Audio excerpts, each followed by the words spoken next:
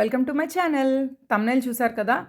Yes. ఇక్కడ మా ఇంటి ముందు వాల్ ఒకటి చాలా డర్టీగా ఉంది. అంటే మరకలు పడిపోయాయి.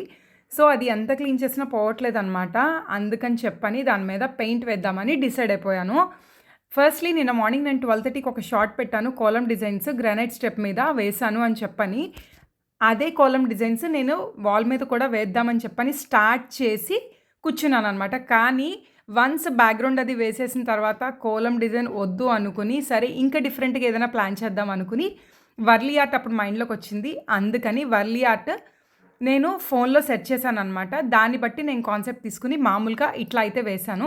ఎంతమందికి తెలుసు వర్లీ ఆర్ట్? ఆఫ్‌కోర్స్ అందరికీ తెలిసే ఉంటది. ఎందుకంటే ఇప్పుడు బాగా ట్రెండింగ్ అండ్ ఫేమస్ ఆర్ట్ ఇది. ఇది ఎక్కడ పుట్టిందో తెలుసా? మహారాష్ట్రలో ఒక ట్రైబల్ ఫామ్ ఉండేది 3000 బీసీ అంటే 10th సెంచురీలో.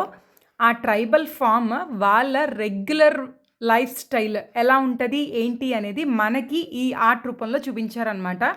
Whatever it is hunting, cooking, eating, agriculture, farming ఇవన్నీ కూడా ఏవైతే వాళ్ళు చేస్తున్నారో ప్రతిరోజు అవి మనకి ఈ ఆర్ట్ ఫామ్‌లో చూపించారు.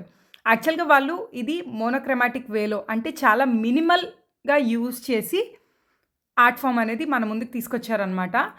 మోనోక్రోమాటిక్ వే అంటే మనకి మ్యాథ్స్‌లో ఏవైతే షేప్స్ ఉన్నాయో circles, triangles, rectangles, straight lines ఇలా ఈ షేప్స్ యూజ్ చేసి ఆర్ట్ ఫామ్ ట్రాన్స్‌ఫార్మ్ చేశారు వాళ్ళు. ఎంత గ్రేటో కదా! ఆ టైంలోనే ఇక్కడ వాళ్ళు బ్యాక్‌గ్రౌండ్‌గా టెర్రకోటా మట్టి ఉంటది కదా! ఆ మట్టి యూజ్ చేసి బ్యాక్‌గ్రౌండ్ పెయింట్ వేసి, మనం ఇప్పుడు ఏదైతే వైట్ పెయింట్ యూజ్ చేస్తున్నామో దాని ప్లేస్‌లో వాళ్ళు రైస్ పేస్ట్‌ని వాడారంట. ఓకే. ఇది వేస్తున్నంత సేపు కూడా మైండ్ ఎంత రిలాక్స్డ్‌గా ఉంటుంది అంటే, అసలు ఆర్ట్ వేసినట్టు కూడా అనిపించదు. అంత బాగా ఆడుతూ, పాడుతూ వేసేయొచ్చనమాట. యాక్చువల్‌గా ఇది ప్లేయింగ్ అనే చెప్పొచ్చు. ఆర్ట్ అని కూడా చెప్పలేము.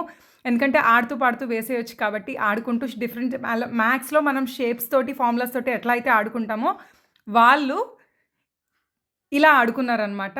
దాన్నొక ఆర్ట్ లాగా వాళ్ళు క్రియేట్ చేసుకున్నారు. కానీ వాట్ ఎన్ ఐడియా అసలు నిజంగా. ఆ సెంచరీలోనే వాళ్ళు అంత నీట్‌గా పెయింటింగ్స్ సో, అప్పుడు పెయింటింగ్స్ లేకపోయినా కూడా రైస్ పేస్ట్‌ని యూజ్ చేసి ఇంత అందంగా డిజైన్ చేశారు అంటే నిజంగా హ్యాట్స్ ఆఫ్ కదా అసలు. సో, ఈ ఆర్ట్ ఇలా నేను ఒక సైడ్ వాల్ మీద అయితే వేశాను. నెక్స్ట్ సైడ్ స్టార్ట్ చేయాలి. మీకెలా అనిపించిందో చెప్పండి. బాయ్.